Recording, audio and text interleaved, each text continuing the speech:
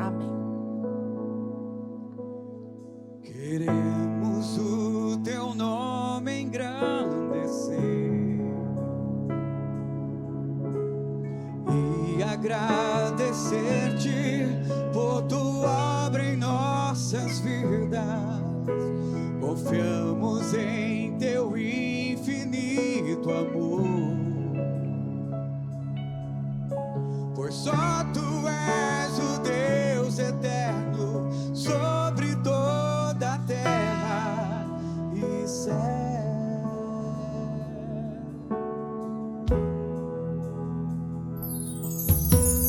Grande é o Senhor e muito digno de louvor. A cidade do nosso Deus, seu santo monte, a alegria de toda a terra.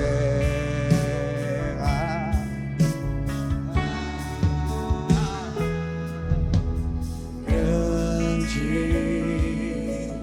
é o Senhor em quem nós temos a vitória e que nos ajuda contra o inimigo.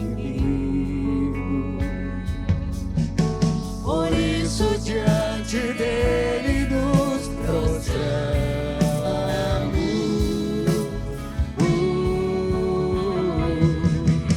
Queremos o teu nome engrandecer e agradecer-te por tua obra em nossas vidas. Confiamos em teu infinito amor, pois só tu és o Deus eterno sobre toda a terra e céu.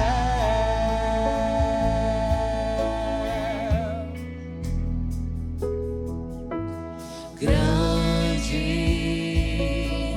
é o Senhor em quem nós temos a vitória e que nos ajuda contra o inimigo. Por isso diante dele nos prostramos.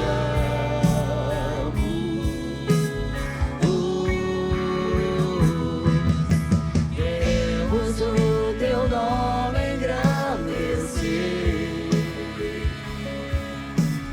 e agradecer-te por tua obra em nossas vidas. Confiamos em teu infinito amor,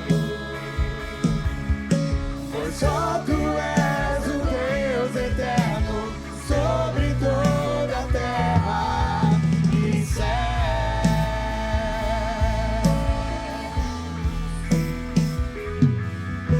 Queremos o teu nome engrandecer e agradecer-te por tua obra em nossas vidas. Confiamos em teu infinito amor,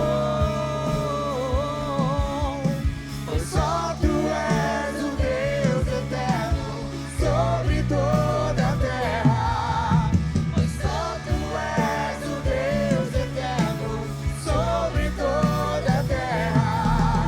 Pois só tu és o Deus eterno sobre toda a terra e céus.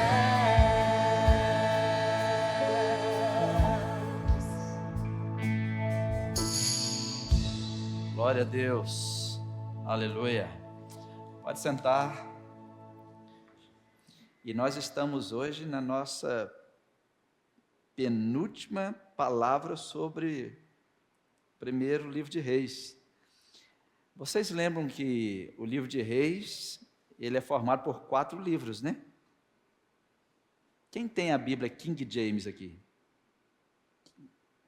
Abra a sua Bíblia King James, vai lá em 1 Samuel, abre lá no início do livro, você que tem a Bíblia King James. você vai ver escrito assim, debaixo do livro 1 Samuel, vai estar escrito primeiro livro de Reis. Você já tinha observado isso? Já tinham visto isso? Não, né? Porque o livro de 1 Samuel e 2 Samuel não foram escritos por ele, é uma homenagem a ele. Mas é o livro de 1 Reis, 2 Reis, 3 Reis e 4 Reis. Então agora, quando vocês abrirem a Bíblia King James, vocês vão ver que foi feita uma homenagem a Samuel, mas o livro está escrito aí na sua Bíblia, 1 de Reis, 2 de Reis, 3 de Reis e 4 de Reis. Não é? É importante. As traduções da Bíblia, elas não contêm falhas. As traduções da Bíblia, elas se renovam a cada 25 anos, porque a cada 25 anos a cultura muda. Há 25 anos atrás a cultura era pagode. Agora ninguém mais ouve pagode. Mas a forma de falar, a forma de expressar, a forma de se mover culturalmente muda a cada 25 anos.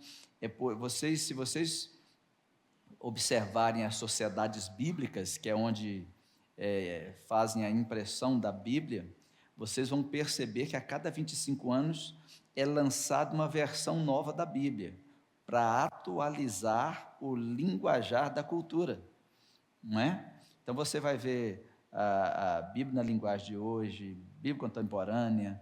Quando a gente está estudando teologia e pergunta assim, pastor, qual é a melhor Bíblia para a gente estudar mesmo?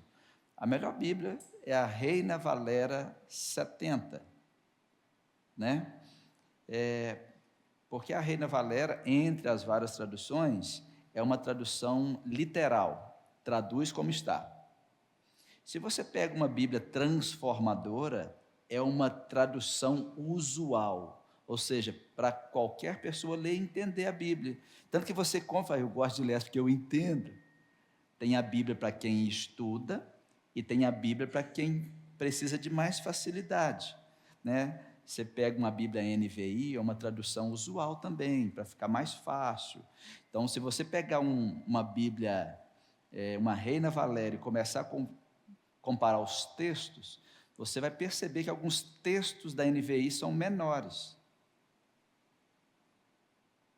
Está faltando? Não, é a tradução, né, usual, não é?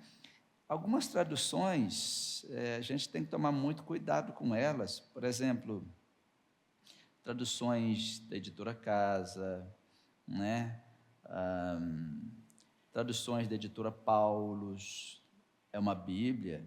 A Editora Paulus, por exemplo, é uma Bíblia direcionada para a Igreja Católica, mas tem alterações no texto, né? Como a oração do Pai Nosso, se você comparar, ela termina diferente. Então, nós, quando paramos para estudar a Bíblia, nós precisamos estudar a Bíblia com seriedade, respeitamos todas as traduções, mas precisamos conhecer qual é a intenção de cada tradução, né? Tem uma Bíblia chamada Bible White, né? A Bíblia branca, essa não deve nem ser lida, ela é toda alterada, né? As Bíblias da Igreja do Santo dos Últimos Dias, é bom nem pegar, a não ser que você quer ler alguma coisa para conhecer, se você é um estudante, né? Então, o melhor é você pegar as Bíblias da Sociedade Bíblica Brasileira, né, a Sociedade Bíblica Internacional, e ter cuidado. Por exemplo, uma Bíblia, a Bíblia tradução, a Bíblia de Genebra, alguém tem? É uma Bíblia boa. É uma Bíblia de 600 anos, uma tradução de 600 anos.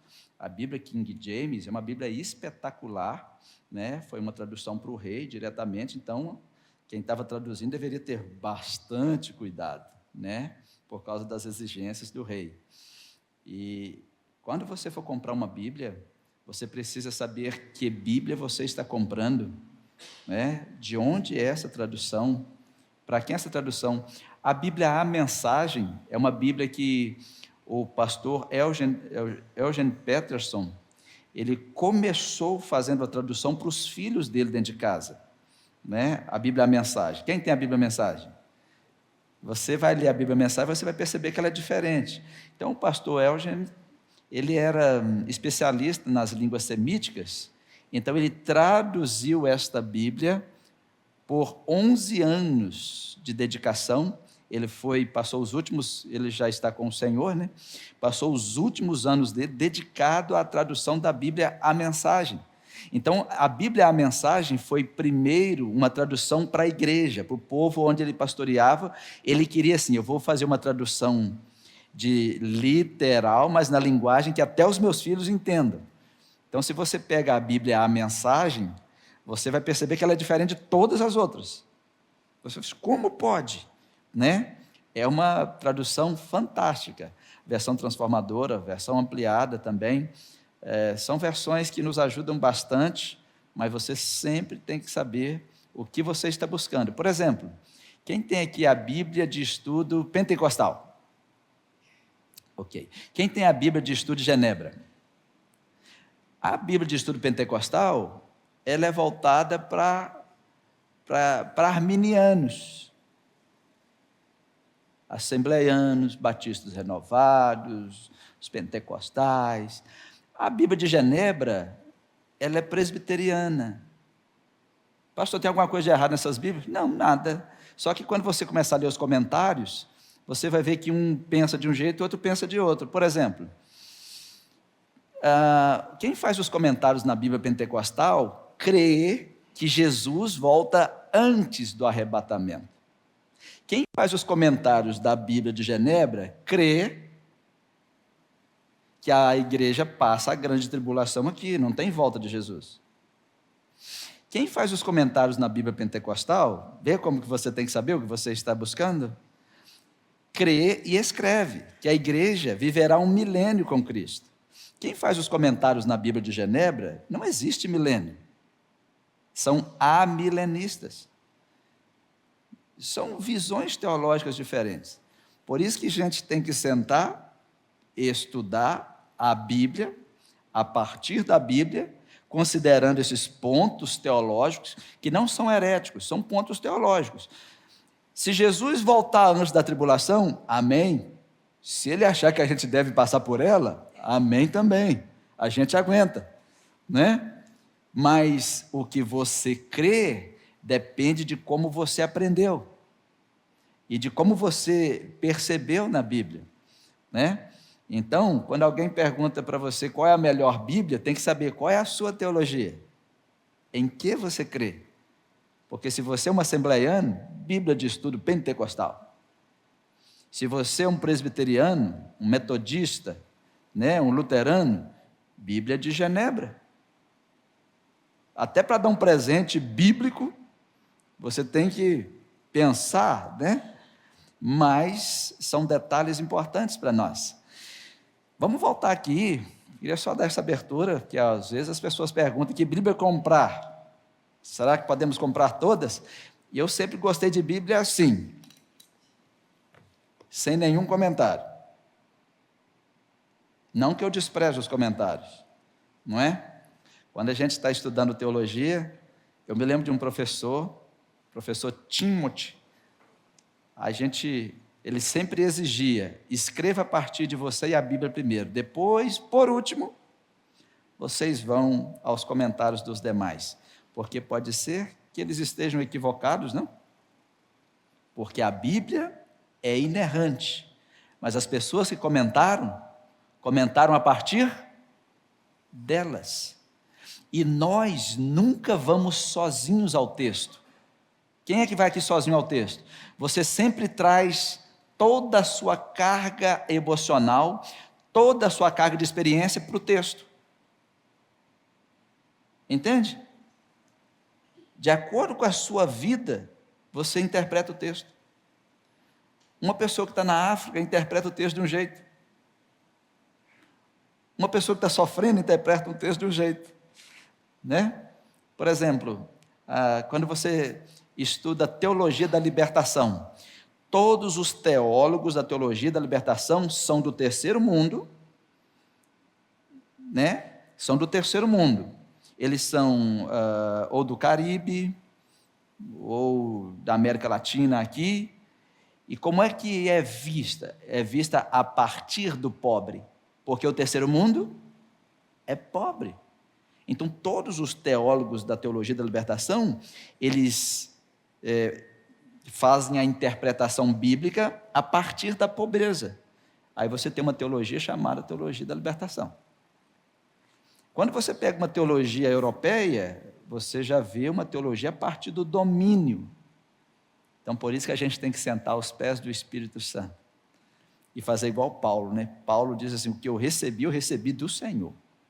Porque tudo que ele recebeu dos homens fez dele o maior perseguidor da igreja de todos os tempos. Então, nós temos que sentar aos pés do Espírito Santo e dizer: Espírito Santo, o que o Senhor quer para nós? Porque existe algo que Deus quer para o mundo, algo que Deus quer para a nossa nação, algo que Deus quer para o nosso estado, e tem o nosso mundo individual. Um dia desse, peguei uma pessoa chorando em desespero, e sabe qual era o desespero? A crise no Brasil. Olha isso, olha aquele chorando. Eu falei assim: calma, calma. Eu falei: vamos partir de você. Você está vivendo crise? Não. Tem crise na sua família? Não. Vamos partir primeiro do seu mundo. Tem alguns problemas no meu mundo. Então, vamos resolver o problema do seu mundo. Do seu mundo você vai para o mundo da sua família, do mundo da sua família para a sua comunidade, porque se você continuar chorando, desesperado, você vai resolver o problema do mundo? Não. Você pode fazer algo que tiver ao seu alcance, mas se você desesperar pelo mundo, quem estuda história sabe que desde que o mundo é mundo, ou desde que tem ser humano, os problemas estão garantidos. E às vezes, as pessoas estão tão desesperadas tentando resolver o problema do mundo, esquecendo do seu mundo individual. Vocês lembram daquele 8 de janeiro, o tanto de mulheres e homens que estão na prisão, que não precisavam estar, mas porque eles achavam que poderiam resolver o problema do mundo do seu jeito, e acabaram criando um problema pessoal e para a sua família, que a gente sabe, né, como funcionam essas coisas. E a gente, quando vai estudando a Bíblia, o Velho Testamento vocês têm que sempre olhar, é sombra. O que é sombra? Está refletindo a realidade do Novo. Como assim? Quando eu olho para o Velho Testamento, Deus está dizendo que é a sombra da realidade. São princípios que apontam para a realidade. Então, vamos abrir aí em 1 Reis 18, 46, e nós vamos conversar hoje sobre as reações de Elias após a vitória do Carmelo. Quais são as reações de um profeta grandioso como esse? Um profeta que a mão do Senhor estava sobre ele? Será que alguma coisa poderia dar errado? Será que alguma coisa poderia dar errado para um homem que orava e a chuva parou por 3 anos e 6 meses? Será que alguma coisa poderia dar errado para um homem, para um ministério que chegava na frente de um rei e o rei tremia as pernas? Será que um homem desse teria problemas emocionais? Será que um homem desse poderia ter problemas espirituais? Porque nós, seres humanos, achamos que tem ser humano infalível. Só tem um que é infalível, o nome dele é Jesus Cristo. E às vezes as pessoas se apegam demais a um homem, a um ser humano, e acham que esse ser humano nunca vai errar, acham que esse ser humano nunca vai fraquejar. Será que isso aconteceu com Elias? Será que era possível? Um homem que simplesmente andava lado a lado com Deus, um homem que simplesmente estava pronto até para andar num carro de fogo daqui para o céu, será que ele nunca teria problemas? Sabe, o que nós vamos aprender nesta manhã vai te dar paz. Por que vai te dar paz?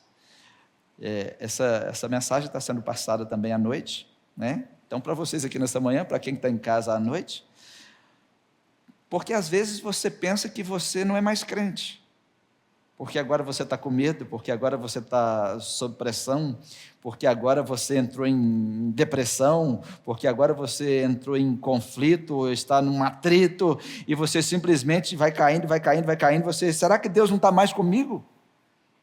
E é isso que nós vamos aprender hoje. Quais são as nossas reações depois de uma vida de vitória? De repente parece que o carro começa a andar morro abaixo.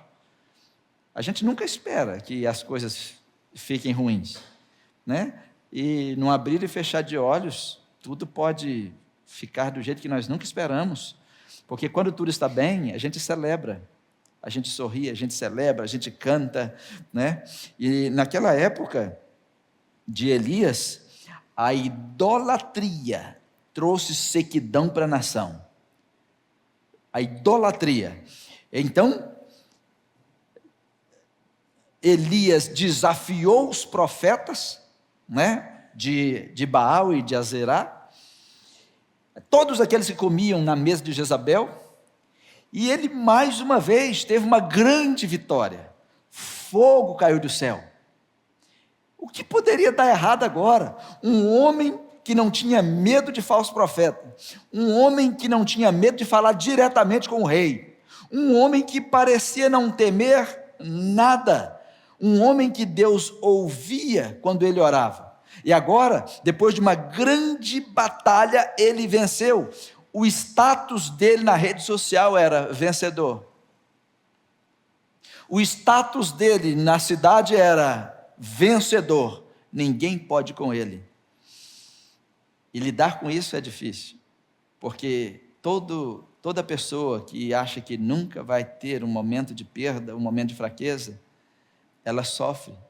Porque se você acha que nunca vai ter um momento de perda, você está lidando agora com o seu orgulho e com a sua soberba. E às vezes, como a gente quer provar que a gente nunca tem perda e que a gente nunca erra, quando você perde, a primeira coisa que faz é se esconder. Por quê? Como assim? Vão descobrir que eu fraquejei? Como assim vão descobrir que eu enfraqueci? No versículo 46 de 1 Reis 18, a Bíblia diz: e a mão do Senhor estava sobre Elias, o qual cingiu os lombos e veio correndo perante Acabe até a entrada de Jezreel. Olha só, o texto é claro, a mão do Senhor estava sobre ele, ele era guiado pelas mãos do Senhor, ele correu, ele acompanhou o rei numa carruagem, Deus conduzia Elias. Faço uma pergunta para você: um ser humano que a mão do Senhor está sobre ele, ele pode fraquejar? Sim ou não? A gente tem que aprender isso, porque a gente acha que não. E às vezes a gente aponta o dedo, mas eu confiei em você. Eu falei, não confia em mim não. Deus nunca mandou você confiar em outro ser humano, mandou você amar o outro ser humano e servir o outro ser humano, mas sem confiar. Por quê? Você confia em você? Você não sabe nem a força que você tem. A gente só sabe a velocidade que a gente tem quando a gente está na frente de uma vaca brava. Está você, a vaca brava e a cerca. No jeito que você está aí, você consegue correr agora? Agora, de manhã? Não. Agora imagina você sozinho, mato, cerca e vaca. Você vai dizer não ou vai correr? Você nem vai perguntar, a sua perna te deixa para trás. Você que não consegue pular a cadeira agora, você é a vaca brava e a cerca. Você nem sabe como, mas que você atravessa a cerca, você atravessa. Nós não sabemos quem somos. Nós somos pais, Você só sabe quem você é quando alguém tocar no seu filho. Você não sabe a sua reação. Você não sabe a sua reação até que alguém fale mal de você. Você não sabe a sua reação até que alguém que você ama comece a te bater. É aí que você vai dizer assim, não foi por querer. Eu não sei nem por que eu fiz isso. Eu nem sei por que eu agi assim. É por isso que a Bíblia nunca mandou você confiar em ninguém. Na realidade tem um texto duro que diz, maldito o homem que confia no homem. Às vezes a minha esposa fala assim, não esperava de fulano, E eu digo a ela, eu não me assusto com ninguém. Eu falo com ela assim, enquanto você tiver aliança comigo, no fim vai ser só nós dois, tá?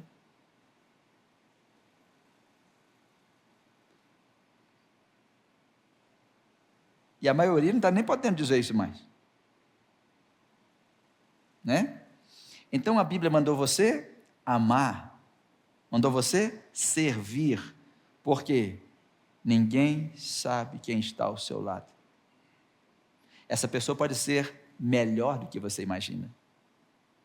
Como também pode ter um ser ruim dentro dela que nem ela imagina. Como eu disse semana passada, quando Jesus escolheu Judas, ele era uma pessoa ruim? Não, está escrito na sua Bíblia. O que aconteceu com ele? Ele abriu o coração para Satanás. Vocês acham que Deus, quando criou Lúcifer, criou um demônio lá no céu? Ele era um anjo bom. Mas o orgulho entrou no seu coração, a soberba, o desejo, não é? Então esse texto nos ajuda muito, a Bíblia nos ajuda muito, porque às vezes você vai julgar pessoas, vai dizer assim, mas a mão de Deus está sobre ela, por que fez isso? Vamos estudar sobre isso, vamos ver isso aí. A mão do Senhor estava sobre Elias também, e ele correu até o rei para falar assim, a chuva está chegando, olha o profeta falando, e se ele disse a chuva chegou, se ele falou que ia parar de chover, como que um homem desse pode passar por problemas? Só que em casa, lá em Jezreel, não em Judá, lá em Samaria, lá em Jezreel, tinha uma mulher esperando o Acabe com as notícias. Acabe tem que chegar, como era o nome dela? Jezabel. Ele tem que chegar com a notícia, porque ele levou meus profetas, e era um homem só, impossível não ter destruído. E quando viram a chuva, ela até pensou que era Baal atendendo a súplica deles, mas não era. E quando Acabe chegou, o diálogo começa no capítulo 19, no versículo 1, quando Acabe chegou, a Bíblia diz que Acabe contou tudo para Jezabel, mas ele contou tudo o que Elias tinha feito. Esse pedacinho é importante, porque não tem Acabe contando o que Deus havia feito. O coração de Acabe era um coração do filho de Belial. O filho de Belial, pessoa com o coração movido por Satanás, nunca diz que foi Deus quem fez. Quem não teme a Deus, acha que tudo que tem é por causa da força do seu trabalho, por causa da força da sua mão, e diz assim, foi eu, se não fosse eu, se não fosse o meu trabalho, se não fosse isso. Esse é o espírito de Acabe. Acabe não diz assim, Deus fez isso, Deus fez isso, Deus fez isso. Ele sabe que Deus fez. Ele viu fogo descendo do céu. Ele não viu ninguém jogando fogo de lá. Ele viu fogo descendo do céu. E tudo que Elias tinha feito e como havia matado todos aqueles profetas à espada. Por isso, Jezabel mandou um mensageiro. Grava essa palavra aí na sua Bíblia, porque quase ninguém observou que ela não mandou um assassino. Ela mandou um mensageiro. O estilo satânico é o mesmo. Foi quando Golias estava lutando contra Israel, ele não levantou uma arma, ele só gritava, 40 dias gritando. Vamos ver o que Deus nos ensina aqui. E o mensageiro foi a Elias para dizer, que os deuses me castiguem com todo rigor, se amanhã nessa hora eu não fizer com a tua vida o que você fez com a deles. Uau! Eu vou voltar a Acabe primeiro. Primeiro que Deus não tem lugar no pensamento do filho de Belial. Toda pessoa que anda com Jesus, todo servo de Deus, ele sabe, mais um dia que o Senhor já fez, acredita o dia a Deus. Quando anoitece, mais uma noite que o Senhor me deu. Quando está com o seu bebê, esse é o bebê que o Senhor me deu, traz no altar. Quando está com a sua família, agradece pela comida, agradece pelo dia, considera que tudo é Deus. E o filho de Belial? Não ora, porque não considera Deus. Não oferece os filhos a Deus, porque não considera Deus. Acabe era desse jeitinho. Ele não disse para ela assim, Deus mandou fogo do céu. Ele não disse, Deus atendeu Elias. Ele não disse nada. Ele só disse tudo o que Elias fez e como matou os profetas. Mas o que aconteceu é que quando Jezabel ouviu aquilo ali, Elias se tornou o objeto de ressentimentos de Jezabel. Eu acho que você nunca percebeu isso, mas quando você se torna o objeto de ressentimento de alguém, essa pessoa vai fazer de tudo para tirar a sua paz. Porque ela se ressente porque você está bem, ou se ressente porque você está indo bem, ou se ressente porque você, mesmo que não esteja indo bem, não fez o que ela pediu ou o que ela mandou. É complicado, é inexplicável, porque quando você se torna o objeto de ressentimento de alguém, nada vai satisfazer esta pessoa.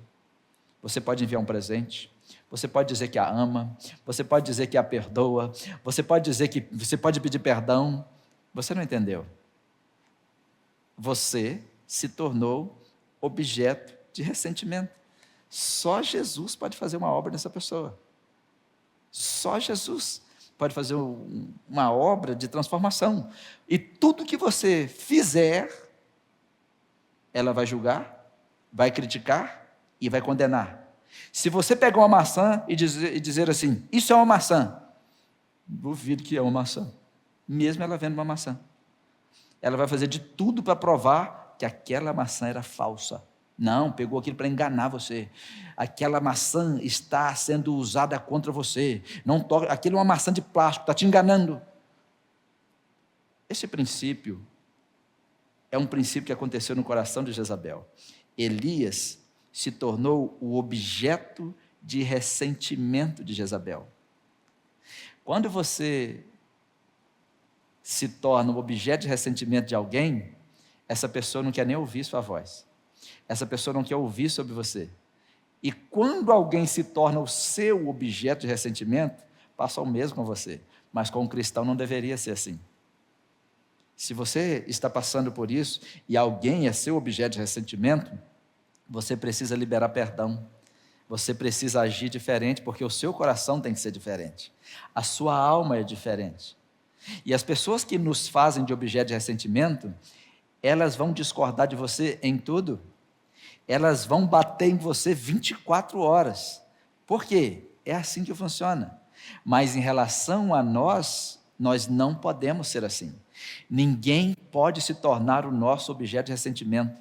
Todas as pessoas têm que ser alvo do nosso amor, alvo do nosso perdão, alvo do nosso carinho, em todo o tempo.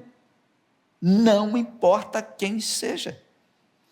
A não ser que você não nasceu de novo, a não ser que você não nasceu de novo em Cristo Jesus. Agora, Jezabel, ela fez de Elias o seu objeto de ressentimento, e somente a morte de Elias poderia pacificá-la. Somente a desgraça na vida de Elias poderia pacificá-la. Quando você se tornar objeto de ressentimento de alguém, somente a sua queda vai alegrar essa pessoa. Somente a sua ruína vai pacificar, porque essa pessoa vai dizer, está vendo?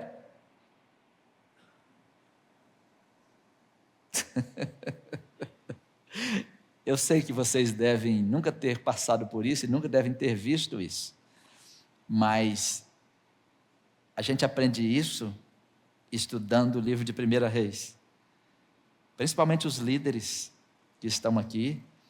Estou falando líder até na sua empresa, na sua gestão. Quando você se tornar um objeto de ressentimento para alguém onde você trabalha, acabou. Somente a sua ruína vai pacificar essa pessoa.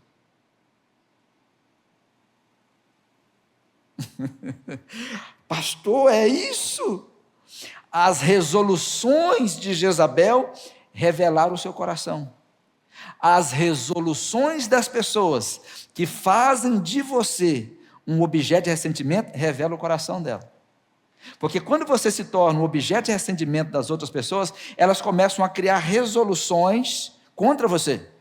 Por quê? Essas resoluções estão avisando que somente a sua ruína vai pacificar o coração dela. Estamos em paz? Aí você aprende que Jezabel não enviou um assassino. Ela precisava enviar as resoluções dela. O que era mais fácil? vamos colocar assassinos atrás de Elias e vamos acabar com ele. Vamos enviar alguém para matá-lo. Satanás nunca usou essa estratégia. Golias poderia ter saído daquela espada cortando todo mundo. O que ele fez durante 40 dias? Só gritava. Sabe como que o diabo te desestabiliza? Falando. Envia alguém para falar. Se eu não fizer com você o que você fez contra os profetas até amanhã, que os deuses me matam. Se eu não acabar com a sua vida, se eu não destruir sua vida. Há uns anos atrás, um missionário, eu falei algumas coisas com ele, falei assim, querido, um missionário não faz isso, um missionário não faz isso, um missionário não faz isso, e nem isso, e nem isso. Eu estou falando com carinho, que você disse que é um homem de Deus, né? E você me procurou, então se você me procurou, eu posso falar. Mas depois disso, eu virei um objeto de ressentimento dele. Ele me mandava mensagem, tem no meu e-mail. Mandava mensagem, há uns 8 anos atrás.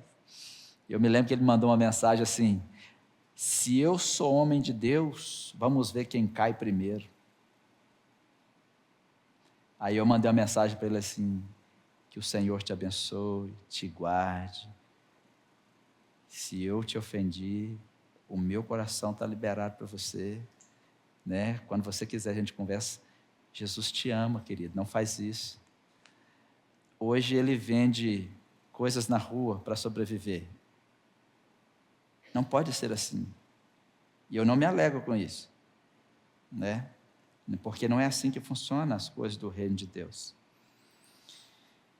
Um dia, um pastor, há 20 anos atrás, colocou o dedo no meu rosto e falou assim, eu estava começando o ministério, ele falou comigo assim, eu vou destruir o seu ministério no Brasil. Poderoso, hein? Porque ele era mesmo poderoso, segundo ele, né? Muito conhecido. E eu não disse nada. A Ricele estava perto, e eu falei assim, pastor, que Deus abençoe o senhor. Que se o senhor está falando, é Deus que está mandando falar, eu me submeto. Mas eu não estou entendendo nada do que o senhor está falando. Pastor, mas por que ele disse isso? Porque eu disse algumas coisas para ele e para a esposa dele, porque eram meus amigos. E eu disse, o que o senhor está fazendo não está certo, não faz assim, né? Isso é pecado. E a esposa dele apontou o dedo para o meu rosto e disse assim, você está querendo tomar a igreja do meu marido? Eu falei assim, irmã, eu não quero nada. Você não entendeu? Eu não quero nada. 3 meses depois, a menina com a qual eu falei, ela estava grávida. De quem? Dele. A esposa dele veio até mim e chorou, lógico, abraçamos, oramos. E naquele período eu estava na liderança da convenção e de uma forma muito triste, nós estávamos excluindo ele da convenção, da igreja. A primeira coisa que eu fiz, ninguém sabe disso, eu fui até a casa dele e ofereci todo o apoio que ele precisasse. Ele não olhou no meu rosto, estava chorando. Eu falei, pastor, eu estou aqui, como seu amigo, né, para te oferecer qualquer coisa que você precisar, durante o tempo que você precisar, porque nós somos cristãos. As pessoas nem precisam saber disso, né? Mas o problema é que a vida dele desmoronou, os filhos o amavam tanto, os filhos não queriam nem vê-lo mais, eles eram pequenos na época, e essas coisas, queridos, é para a gente ter cuidado. Tomem cuidado com objetos de ressentimento. Eu, como pastor, eu vou me tornar objeto de ressentimento das pessoas a cada domingo, porque eu vou pregar a palavra e vou tomar decisões que ofendem as pessoas. Mas quando estou falando para cristãos transformados, não ofende. E se ofender, a gente levanta, a gente conserta, a gente conversa um pouquinho e a gente vai seguindo. Mas quando a gente não tem esse entendimento desse princípio, o problema é que a gente começa a fazer como Jezabel, começa a enviar mensageiro. Enviar mensagens. Se eu não acabar com você, se eu não tratar com você. Igrejas fazem isso com pastores. Nós vamos tratar com o seu caso, nós vamos fazer isso. Essa voz não vem de Deus. Pastor, e o que a gente faz nessa hora? De vez em quando a gente fica tipo Elias. Vocês sabem o que Elias fez, né? O que Elias fez? A gente corre e esconde, até que Deus apareça. Ou é no fogo, ou é no terremoto, e de vez em quando, onde é que Deus está? Porque no versículo 19, olha no versículo 19, perdão, no capítulo 19, no versículo 2, então Jezabel mandou um mensageiro, mandou alguém para desestabilizar o objeto de ressentimento dela. Porque quando alguém leva uma mensagem para você, desestabiliza você. Sim ou não? É ou não é verdade? Alguém manda uma mensagem, você treme. Eu lembro quando eu estava de Covid, uma pessoa mandou mensagem para mim assim: estou aqui na praia surfando e o senhor quase morrendo. Tomara que morra.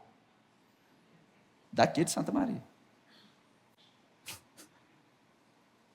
Tem gente aqui rindo que recebeu a mensagem também. Um cristão amoroso. E eu nunca... E a Ricele descobriu porque ela viu no meu celular, que eu nem falo. Mas aí eu mandei uma mensagem, liguei, e ele mandou outra também, desse tamanho. E não sei o quê. Está vendo? O senhor não é pastor? Por que o senhor está aí? Não consegue nem respirar. Que a Covid te pegou. Um cristão amoroso, tá, gente? E eu peguei o telefone e liguei para ele. E na mensagem, na ligação eu disse: bom dia. Quem é? É o pastor Evandro. Você me mandou uma mensagem, possivelmente você quer falar comigo. Não, pastor, eu mandei essa mensagem. Não, calma, não precisa explicar nada. Se eu te ofendi, meu filho, não é da nossa igreja, não. Se eu te ofendi, eu quero consertar. Onde foi? E conversei na mensagem: não, pastor, por quê? Porque está tudo certo. Deus te abençoe. Está em paz. No outro dia ele mandou outro. Porque eu me tornei objeto de ressentimento dele. Semana passada uma mulher me mandou uma mensagem e tal. Não é da igreja também. Eu recebo essas mensagens assim, gente. Meu telefone é uma bênção, né? Tem uma pessoa que me manda mensagem todo dia, uma média de 18, 20, 30 mensagens. E como eu não respondo, fica mais nervosa ainda. E não é a minha ovelha. Não é daqui da igreja, é de outra igreja. E eu falo assim: minha irmã, não me manda mensagem. Não, porque esse pessoal da sua igreja é fingido, vocês são tudo fingido, e não sei o quê. Eu sei que o senhor está lendo. Aí a outra que me mandou mensagem esse dia falou assim: até o vídeo que eu te mandei você apagou. Gente, eu nem sei de vídeo. Porque eu sou, como é que ela falou? Eu sou a escória mesmo, a minha família não presta mesmo, não. Por isso que você nem me dá bola e tal, mas, e não sei o quê, não sei o quê. Aí a Ricele mexeu, eu falei: Ricele, não mexe no meu telefone, sempre que você mexer você vai se decepcionar. O que você vai fazer? Eu falei: vou ligar. Não vou ligar não, vou mandar uma mensagem, que ela guarda. Mandei uma mensagem: ei, minha filha, tudo bem? Não é minha ovelha, tá, gente? Deus te abençoe. Mandei uma mensagem para ela e tal. Mas por que você fez assim? Essa mensagem avisa que ela está sofrendo. Ela está sofrendo, então eu preciso tratar do sofrimento dela, não me defender. Todas as pessoas que passaram aqui nesse tempo todo, que falaram o que falaram, pastor Tiago do lado, eu chamo todas: como eu posso te servir? E é sem demagogia. Porque nós temos um coração diferente. O coração do cristão é diferente. Só que o diabo continua sendo diabo. O que ele faz? Ele não manda um assassino, ele manda um mensageiro. Ele te manda uma mensagem. Vai chegar no seu WhatsApp. vai chegar no seu Instagram, uma mensagem, e aquela mensagem vai desestabilizar você. Jezabel mandou um mensageiro até Elias, então ela sabia onde estava Elias, que ele estava na porta de Jezreel, ela sabia onde ele estava, como encontrá-lo. Por que não mandou um assassino? Matar depressa não é do interesse, porque sabia que se ele morresse, ele ia para o céu. Né? Então Satanás sabe, assim, como é que eu vou matar crente? Vou beneficiar ele, eu vou fazer ele sofrer, é aqui, porque crente que morre não sofre, crente que morre abre os olhos nos braços do Pai. Aí Satanás, sabendo disso, o que ele faz? Eu sei como matar você aqui. Ele manda mensageiro,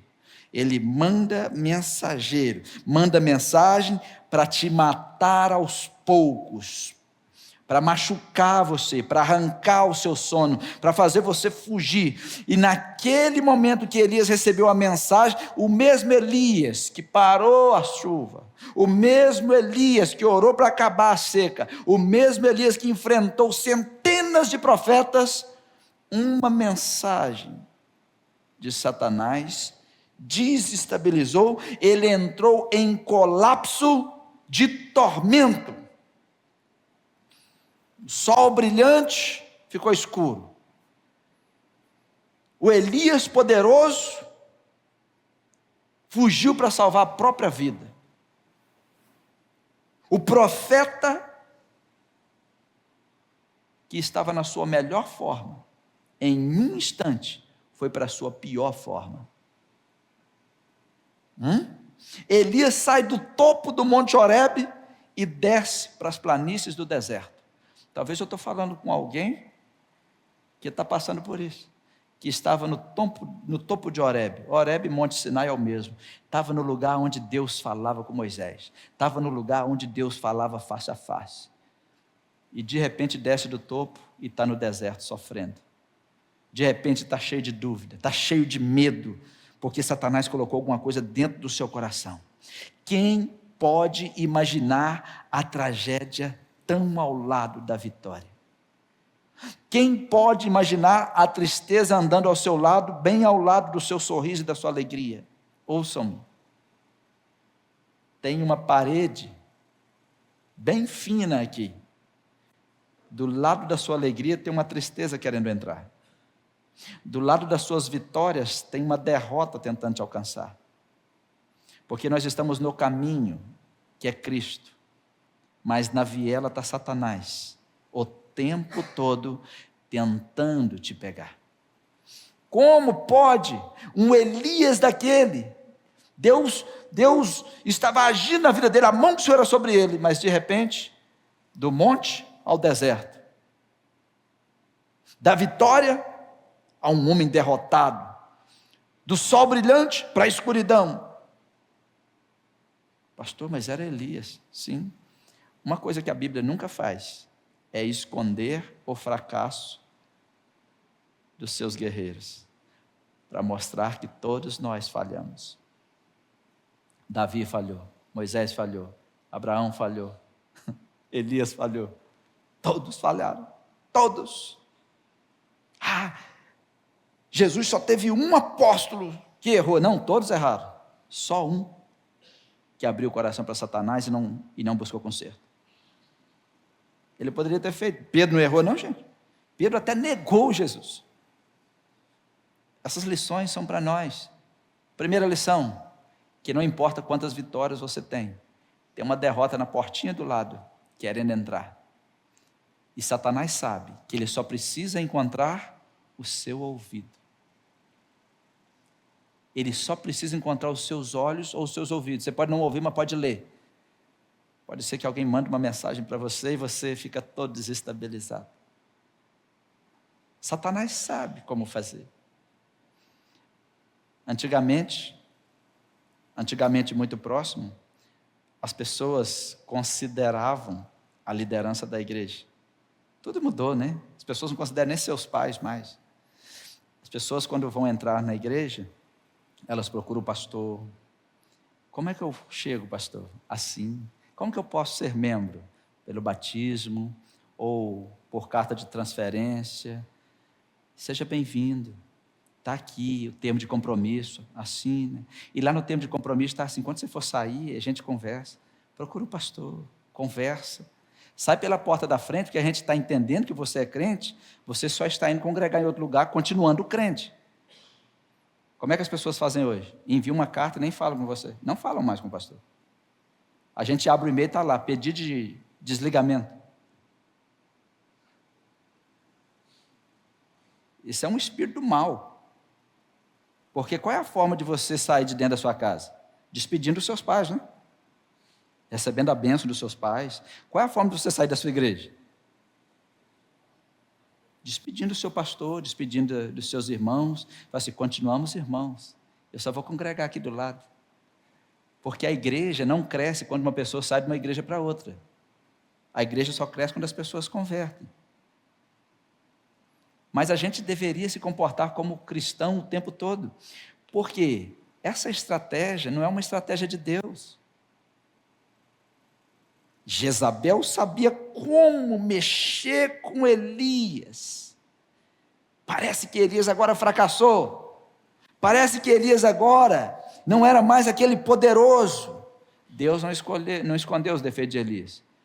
Isso quer dizer que todos temos defeitos. Todos temos fraqueza. Deus não faz isso.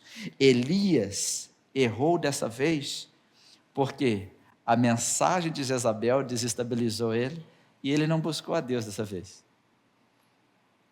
Se você ler, foi a única vez que ele tomou a decisão sozinho.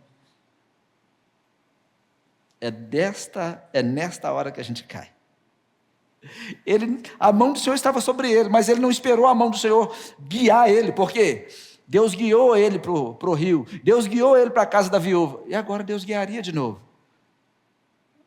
O que a gente aprende? Quando a gente está desestabilizado, às vezes a gente esquece até de orar. Às vezes a gente toma uma decisão precipitada. Por quê? Porque ouvimos algo. Eu ouço muitas coisas. Como eu disse para vocês, todos os dias eu recebo muitas mensagens. Se você quer falar comigo e mandar uma mensagem, pode ser que eu veja no final do dia ou no outro dia, não é? Mas eu olho, eu retorno, não é? Mas as mensagens que você recebe sobre você vai te desestabilizar. Teve uma época que as pessoas mandavam muitas mensagens para a Ricela, e a Ricela falava assim, meu bem, eles não te encontram, manda para mim. Só que estava desestabilizando ela. Então eu fui até as pessoas e falei assim, não manda mensagem para minha esposa, manda para mim. Porque, principalmente vocês mulheres, vocês se desestabilizam mais rápido ainda, é ou não é? Vocês ingerem na hora. Ingerem, vocês jogam para dentro na hora. E às vezes a gente que é homem, a gente ouve, pensa. Às vezes, com meia hora a gente esquece também, depois fala, tem que olhar isso de novo. Né? Mas de acordo com a mensagem, desestabiliza. Então eu fui a algumas pessoas e falei assim, não manda mensagem para minha esposa. Essas não, pode mandar para mim. Né? Não, mas não manda. Deixa comigo, deixa aqui, né? Porque vocês mulheres sofrem mais, vocês vão ficar comendo esse trem durante 7 dias, mastigando, sofrendo, e isso causa úlcera. Aí vocês estão com dor, não está comendo direito, aquele negócio todo, porque vocês receberam uma mensagem. Por quê? Faz o que Elias fez, porque quando você recebe uma mensagem de ameaça, a primeira coisa é dar lugar ao medo. Dar lugar ao medo. Quando você dá lugar ao medo, todos temos medo. Alguns têm medo de aranha, medo de barata, mas esses medos não machucam muito. Agora eu estou falando de um medo venenoso. Eu estou falando de um medo tóxico. O medo tóxico, ele é despertado dentro de você. O que ele vai fazer com você? Vai roubar o seu sono. Você vai tentar dormir e não vai conseguir. Vai roubar a sua alegria. Você vai tentar até buscar algumas coisas para fazer, vai chamar alguém para sair com você, mas a sua mente foi levada cativa. Quando Satanás coloca a sua mente num cativeiro, só Deus para libertar. E Elias agora, ele deu lugar ao medo. Versículo 3, Elias teve medo. E a primeira coisa que ele fez quando teve medo, ele fugiu. O mesmo Elias que pediu a morte, fugiu para salvar a vida. Ele fugiu para salvar a vida, e em Berseba de Judá, ele deixou seu servo, e entrou no deserto, caminhando um dia. Olha só, ele estava no reino do norte, Acabe. Para onde ele fugiu? Ele fugiu para o reino do sul, ele foi para Judá, está escrito na sua Bíblia, pensando, aqui ele não vai me alcançar. Só que o rei lá era Josafá, e o filho de Josafá era casado com a filha de Acabe, tinha uma aliança, tanto que vocês vão ver que eles guerreiam juntos, não é? Só que eu quero fazer um destaque, é que quando Elias teve medo, ele fugiu. Ele fugiu. Quando você recebe uma mensagem que te paralisa, você tem vontade de fugir. Alguns ficam com medo de ir ao trabalho, alguns pedem atestado e viagem. Quando você está com medo, e quando é um medo tóxico, que existe aquele medo de um nível tranquilo, que é aquele medo que a gente tem, será que vai dar certo? Sabe? Aquele medo misturado com ansiedade, aquele medo de avião, esses medos não, eu estou falando o medo tóxico, aquele medo que machuca o seu estômago, aquele medo que machuca a sua testa, aquele medo que machuca a sua boca, aquele medo que machuca a sua pele. Esse medo faz você fugir. Aquele medo que machuca o seu cabelo, começa a cair o cabelo, começa a machucar a sua unha, dá vontade de fugir. Você quer fugir, porque você se sente ameaçado, você quer fugir, e ele deixou o seu servo ali, porque ele queria ficar sozinho. Quando você está com medo, você quer ficar sozinho, não porque você, às vezes, quer proteger outras pessoas, você está com medo. No caso de Elias, ele recebeu uma mensagem de Jezabel que deixou ele com medo, então ele saiu do Monte Sinai para o deserto. Quando nós estamos no medo, nós saímos da vitória para a derrota, da força para o fracasso, e você começa a duvidar de você. Quando você está com medo, você começa a duvidar do que você pode,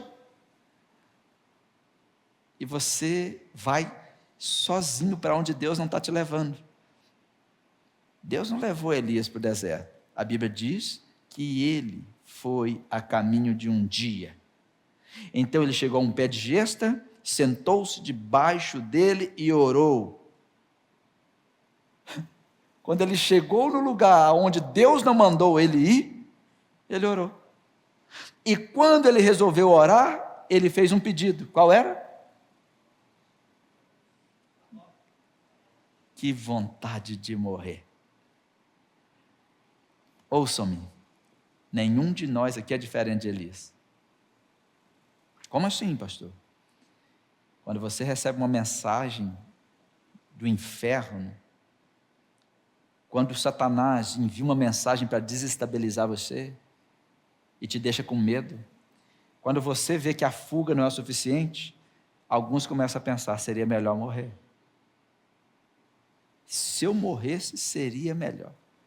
Mas não era plano de Deus que Elias morresse, tanto que ele não morreu até hoje.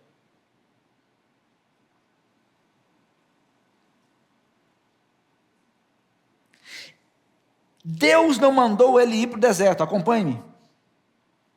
Deus não mandou ele descer do Monte Sinai. Deus não mandou ele descer do lugar de encontro. Ouçam-me. Quando o inimigo conseguir atingir você com uma mensagem dele, você vai sair do lugar aonde você sabe que Deus encontra com você e vai para um lugar onde Deus não está te mandando. Você vai para encontros que não foi Deus que organizou. Você vai se reunir com pessoas que Deus não organizou. Porque o medo faz isso. O medo faz a gente andar errante. O medo faz você achar que tudo acabou. E as pessoas acham, não, agora eu estou indo. E quando ele chegou no fim da linha, ele orou. Então muitas pessoas, quando chegarem no fim da linha, vai orar. Sabe por que Elias pediu a morte? Ele disse, eu já tive o bastante, Senhor, tira a minha vida, eu não sou melhor do que os meus antepassados. Ele estava com medo, não era porque ele teve o bastante. A oração dele estava errada, o lugar onde ele estava errado, o mensageiro de Jezabel trouxe veneno para sua mente. A Bíblia diz que as más conversações corrompem os bons costumes. Ouça esse conselho, com muita atenção. É bom não conversar com qualquer pessoa. Pastor, mas ela é minha amiga. Se essa pessoa, se a fala dela que está saindo é veneno, é bom dizer, stop, vamos parar essa conversa aqui. Muitas vezes eu falo isso com algumas pessoas, quando eu começo, oi, para aqui. Quando alguém está conversando comigo e começa a falar muito de outra pessoa que está ausente, oi, para, eu posso chamar a pessoa? Se ela disser não, então não toca mais no assunto. Se disser pode, então tá, eu vou chamar a pessoa, vou marcar, seja daqui 10 dias, 15 dias, 30 dias, aí você repete. Para a gente acabar com o veneno. Porque Satanás ele fica caçando uma ponta na igreja. Crentes, vocês são crentes. O problema às vezes não é só o que você fala, é o que você está ouvindo. Porque a mensagem de Jezabel contaminou o coração de Elias. Quando Satanás quer contaminar você, ele vai usar a boca de alguém. Contaminou, a mente dele encheu de medo, a mente dele encheu de preocupação, porque a mente de Jezabel estava cheia de fúria, a mente de Jezabel fez dele o seu alvo de fúria. A mensagem que Jezabel enviou roubou a mente de Elias para longe de Deus. Eu já tenho 2 décadas de ministério. E eu estou cansado de ver casais que se amam amanhecerem com problema porque um dos dois se tornou vítima de uma voz. Então aquela pessoa ficou envenenada contra o outro, e eles vão embora se amando. Eles se divorciam se amando, porque entrou um veneno ali. Como assim? Alguém te falou, alguém te mandou uma mensagem, alguém te disse. É aquele negócio de família, quando alguém está falando da sua família, opa, não, mas é verdade. Não é verdade, mas os nossos problemas ficam aqui dentro de nós. Só nós podemos falar dos nossos problemas. O problema é quando alguém traz o veneno. Alguém traz o veneno de fora e você bebe. Elias fugiu porque estava contaminado. Elias pensou em preservar a vida e ao mesmo tempo pedindo a Deus para tirar a vida. Quem matou Elias? Ninguém. Elias foi arrebatado. Quando nós estamos sob efeito de mensagem que veio do espírito de Jezabel, a gente foge para o deserto. Como assim? Quando nós estamos sob efeito da mensagem de Jezabel, a gente foge para o deserto. Como assim? Você foge. Sua vida perde o brilho. Se você cantar, você não canta mais. Se você orar, você não ora mais. Elias estava orando? Não. Se você adorar, você não adora mais. Você só vai secando. Sua vida vai secando. E você acha que o mundo se torna a sua prioridade e você começa a deixar tudo que você um dia chamou de ministério. Porque Elias não poderia ter orado. Elias não poderia ter dito, e agora Deus, eu faço o quê? Eu aponto o dedo para ela, ou mato ela, surpreende ela. Deus não disse nada, não era para ele fazer nada. Mas o que aconteceu? Satanás acertou o lugar onde mexe com ele e onde mexe com você. Sabe aonde? Usou uma das janelas. Às vezes vai usar os seus olhos e às vezes vai usar o seu ouvido. Cuidado com quem fala com você. Cuidado com as mensagens que você recebe. Hoje, por exemplo, eu atendi uma pessoa às 7 da manhã e vi que estava um pouco agitado. Eu falei assim, mas você já olhou aqui, aqui? Não, aqui e aqui. Não. Ah, pastor, não era nada que eu estava pensando. Amém? Terminamos aqui. Contra o veneno de Satanás, o remédio de Jesus. Só que você tem que correr para os braços de Jesus. Elias, ele deveria ter ficado no Sinai, deveria ter ficado no Horebe, ele foi para o deserto.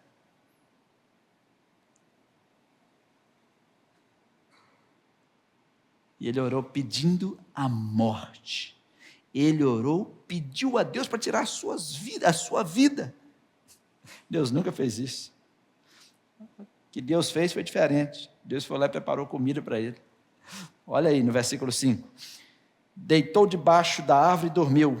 De repente um anjo tocou nele e disse, levante-se e coma. Elias olhou ao redor e ali junto à sua cabeça havia um pão assado sobre as brasas quentes e um jarro de água. Ele comeu, bebeu, deitou-se de novo. O anjo do Senhor voltou, tocou nele e disse, levante-se e coma, pois a sua viagem será muito longa. Então ele se levantou, comeu e bebeu. Fortalecido com aquela comida, viajou 40 dias e 40 noites até chegar a Horebe, o monte de Deus. Para onde ele tinha que ir? Para o monte de Deus. Lugar do homem de Deus e da mulher de Deus é no monte de Deus. É onde Deus está. O anjo falou assim, você levanta, você come. E quem preparou a comida? Deus cozinhou para Elias. Eu gosto dessa passagem. Jesus cozinhou para os discípulos. Deus cozinhou para Elias. E falou assim, você levanta e come. Como assim? Quando a gente está sob efeito de uma mensagem negativa, a gente não quer levantar.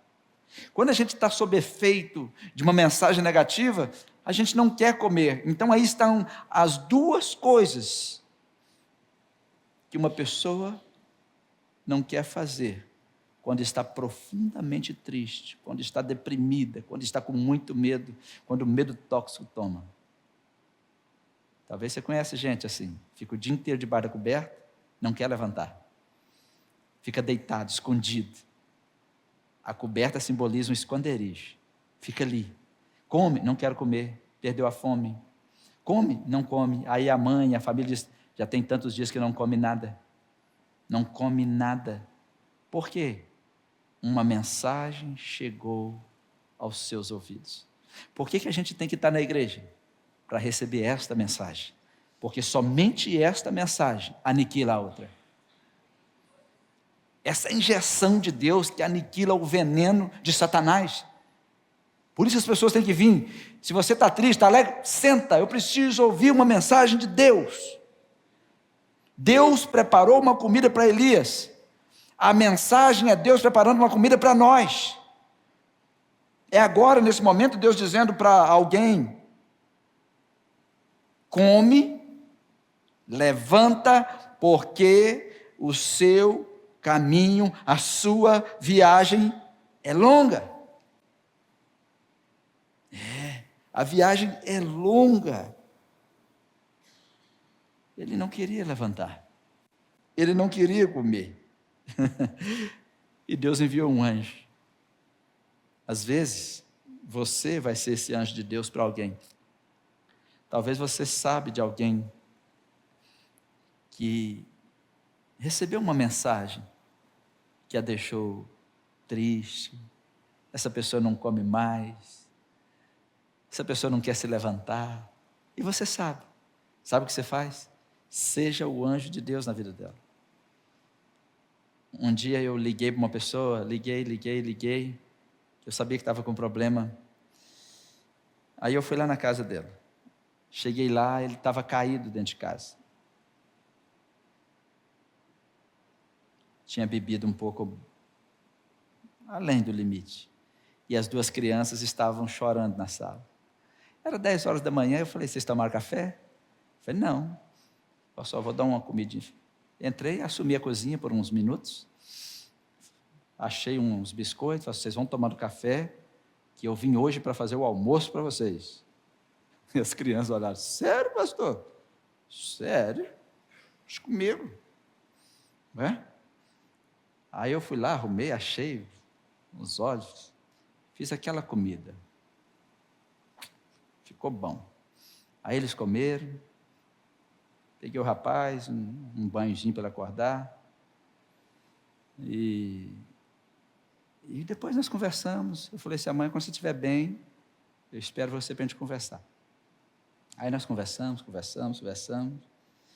Graças a Deus, hoje eles servem ao Senhor, não estão aqui, eles mudaram de cidade, estão servindo a Deus, não é?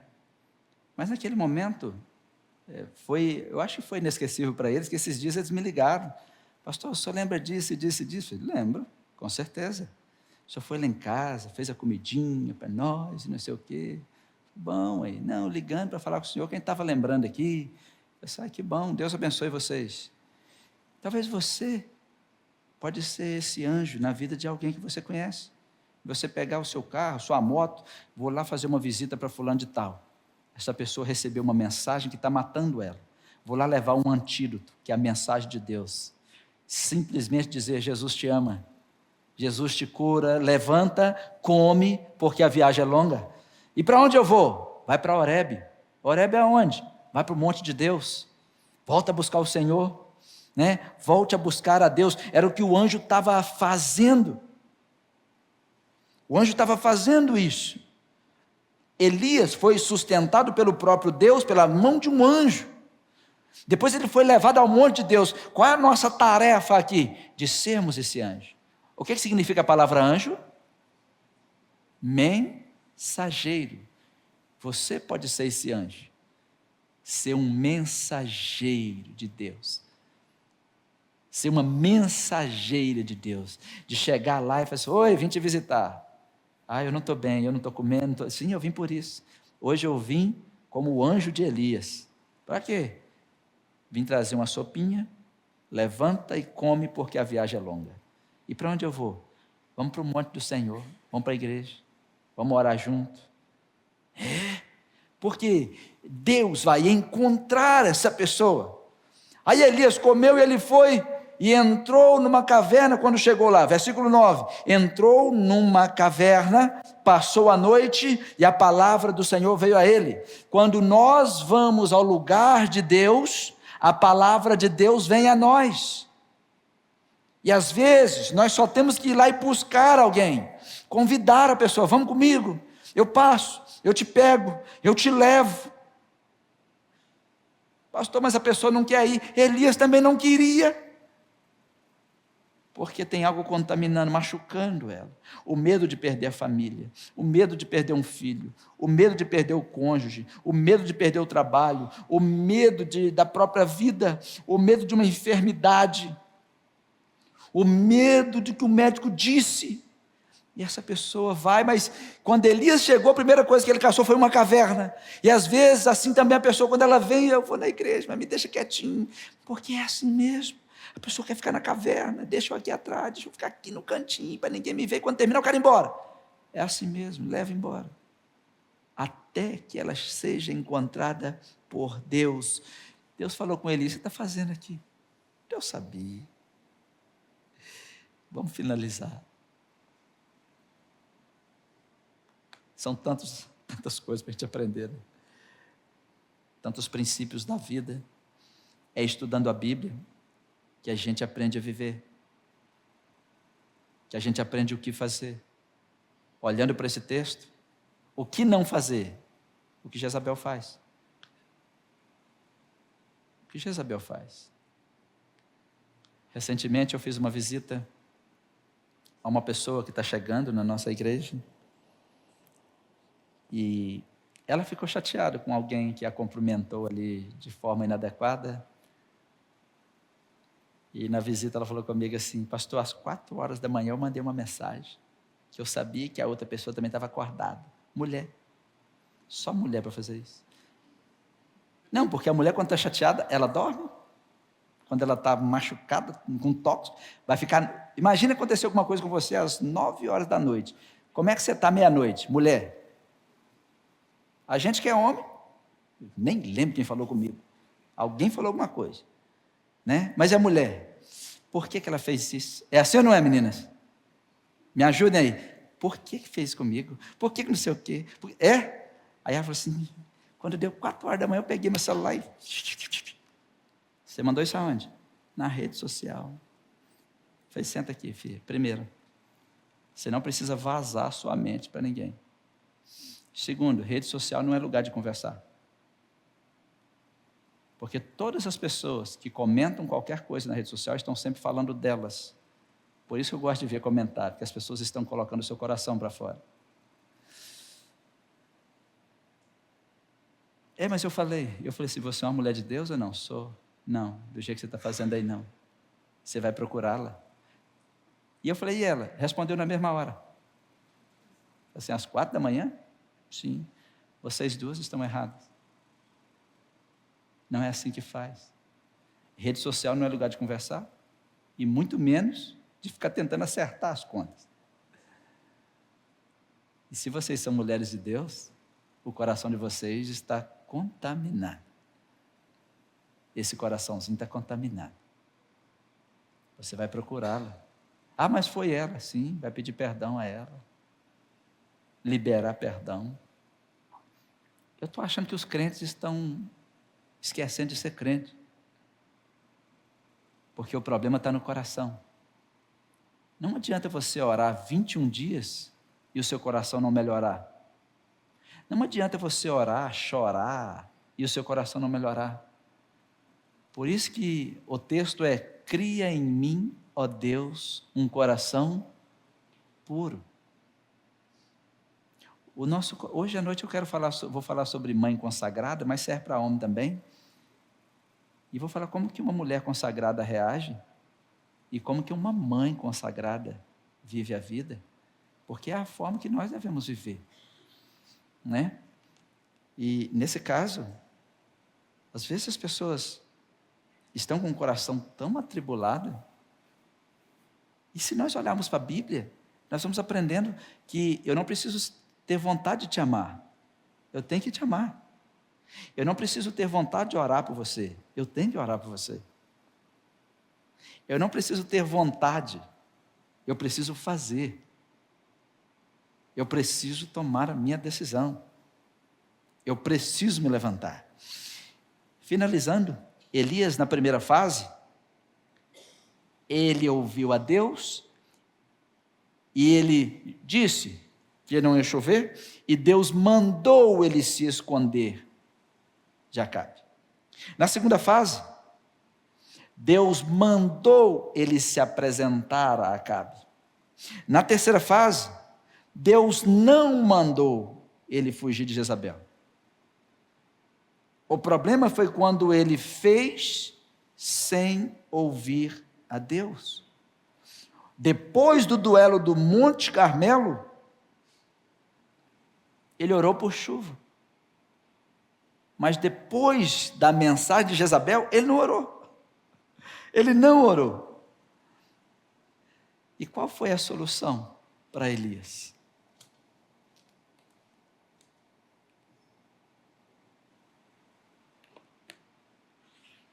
Ficar aonde Deus vai passar. Para os homens, é como um bom goleador. Ficar aonde a bola cai e jogá-la para dentro. É como um bom cestinha, ficar perto da cesta. E na vida espiritual, onde é que a palavra de Deus está caindo? Onde é que Deus está passando? É aqui? Eu vou ficar aqui até quando? Até eu ouvir a voz de Deus. Ele achou que era no terremoto, Deus não estava no terremoto. No fogo, Deus não estava no fogo.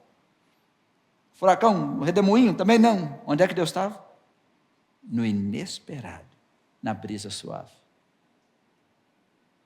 Deus estava na brisa suave. 19:11. Deus lhe disse: sai para fora. Deus disse: sai para fora. Quando nós estamos sob efeito de uma mensagem tóxica, não queremos sair. Queremos nos esconder, queremos fugir, não queremos comer, mas quando Deus envia um anjo dele, nos dá comida, come, levanta.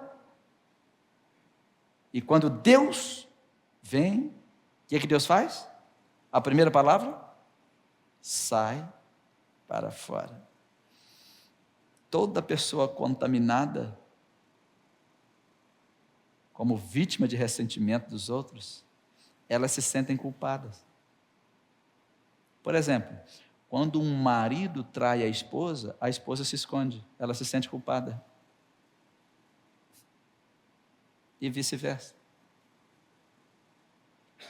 Quando alguém ofende um homem de Deus, uma mulher de Deus, se não conhece os princípios bíblicos, se sente culpado, ou os membros começam a dizer que você é culpado. Porque é isso que essa mensagem faz. Mas Deus faz o quê? Come, levanta, caminha, e quando ele entrou na caverna, Deus fez o quê? Sai para fora. Porque mesmo que você come, mesmo que você levanta, mesmo que você caminhe, na primeira oportunidade, você quer se esconder de novo. Por quê? Elias era da vitória. Elias era o cara que não vai chover. Corre que a chuva está chegando. Elias era o cara que se alimentava de um rio, que comia de um corvo, que orou para ressuscitar um menino, e de repente, ele está com medo. E quando um guerreiro está com medo, ele fica com medo. E além do medo, não quer que ninguém o veja naquele estado. E ele entra na caverna. Só que Deus não quer isso. Então hoje, entre todas as lições, eu desafio você de depois de estudar em casa e anotar todas as lições que Deus falou com você. Talvez 12, talvez 15, talvez 20. Lição número 1. Você pode se tornar objeto de ressentimento de alguém. E quando você se tornar objeto de ressentimento de alguém, somente a sua ruína vai satisfazê-lo. Lição número 2. Vitoriosos também fracassam. Homens de Deus, quando dão um passo para o lugar onde Deus não mandou, fracassam. Lição número 3. O mensageiro de Jezabel só tem um intuito, não é matar você, é desestabilizar você. Lição número 4. E eu poderia ir, uma atrás da outra. Mas vocês têm esse desafio de falar assim, eu vou anotar todas as lições, porque é assim que você melhora a sua vida. O que você vai fazer? Como você vai fazer? Porque aí, se você está me ouvindo, você vai sair para fora, sair da caverna. Por fim, Deus falou com Elias, versículo 18. No entanto, fiz sobrar 7.000 em Israel, todos aqueles cujos joelhos não se inclinaram diante de Baal, e todos aqueles cujas bocas não o beijaram. Obadias pensou que todos estavam mortos. Elias também pensou. Olhem, às vezes nós pensamos que não tem mais crente, mas tem. O remanescente sempre tem. Às vezes você acha que não tem ninguém orando, tem gente orando. Às vezes você acha que não tem mais ninguém jejuando, você acha que está só você jejuando, tem gente jejuando. Tem muita gente orando, tem muita gente jejuando, tem muita gente estudando a Bíblia, tem muita gente séria ainda servindo a Deus. Tem aqueles que não dobraram os joelhos para esse mundo ainda. Tem muitos que não beijaram os deuses desse mundo. Então Elias disse: só restou eu. Deus, você está enganado. E Deus disse: já que você está pensando assim, eu já vamos terminar aqui, Elias. Você vai ungir Hazael, rei da Síria, autoridade sobre as nações. Você vai ungir Jeú, rei de Israel, já estava anunciando o fim de Acabe, né? E você vai ungir Eliseu como profeta em seu lugar. Últimas notícias. Deve ter sido duro para ele, né? Deus falasse aqui: seu sucessor chegou. No nosso próximo estudo, nós vamos conversar sobre a chegada de Eliseu. Eliseu foi duplamente mais poderoso do que Elias. Foi usado 2 vezes mais do que Elias. O que Eliseu fez para que Deus pudesse usá-lo assim? O que Deus queria com Eliseu? Que Deus abençoe vocês e que as lições desse livro de governo, esse livro de liderança, sirva para o seu dia a dia. Em nome de Jesus. Amém?